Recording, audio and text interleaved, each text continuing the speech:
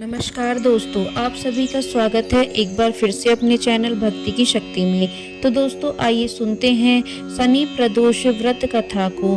प्रत्येक माह में पड़ने वाले प्रदोष व्रत अपने विशेष महत्व के लिए ही जाने जाते हैं, पर साल 2024 में पौष माह के प्रदोष व्रत को खास माना जा रहा है। इस तिथि पर भगवान भोलेनाथ की उपासना करने से भक्तों को आरोग्य जीवन का वरदान मिलता है, साथ ही शुभ फल की प्राप्ति के लिए ये व्रत किया जाता है। इस साल का आखिरी शनि प्रदोष व्रत शनिवार 28 दिसंबर 2024 को है। इस दिन व्रत कथा पाठ का विधान है, तो आइए सुने इस कथा को। पौराणिक कथा के अनुसार एक समय एक नगर में धन दौलत और वैभव से संपन्न एक सेठ था। वह सेठ अत्यंत दयालु प्रवृत्ति का था।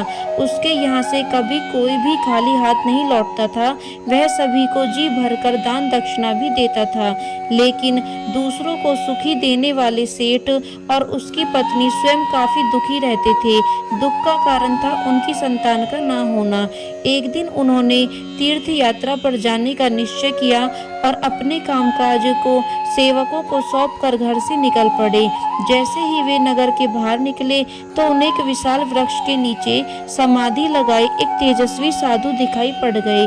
दोनों ने सोचा कि साधु महाराज से आशीर्वाद लेकर आगे की यात्रा शुरू की जाए। पति पत्नी दोनों समाधि लगाए हुए साधु के सामने हाथ जोड़कर बैठ गए और उनकी समाधि टूटने की प्रतीक्षा करने लगे।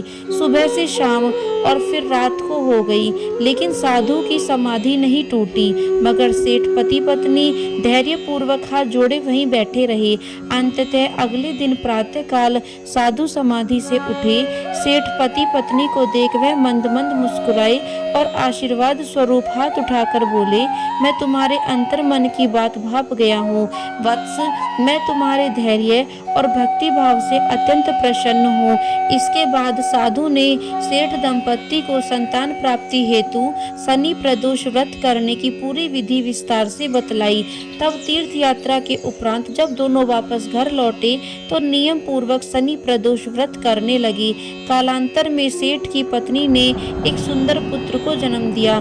शनि प्रदोष व्रत के प्रभाव से उनके यहाँ छाया अंधकार लुप्त हो गया और वे दोनों आनंद से रहने लगे। यदि आप भी भगवान शिव की कृपा पाना चाहते हैं तो शनि प्रदोष व्रत के दिन पूजा के दौरान व्रत कथा का पाठ जरूर करें। मान्यता है कि ऐसा करने से भगवान शिव प्रसन्न होते हैं और जीवन में खुशियों का आगमन होता है। तो दोस्तों यह थी शनि प्रदोष व्रत कथा। यदि वीडियो आपको पसंद आई हो तो चैनल को सब्सक्राइब करना बिल्कुल ना भूलें और वीडियो को लाइक एंड शेयर जरूर करें।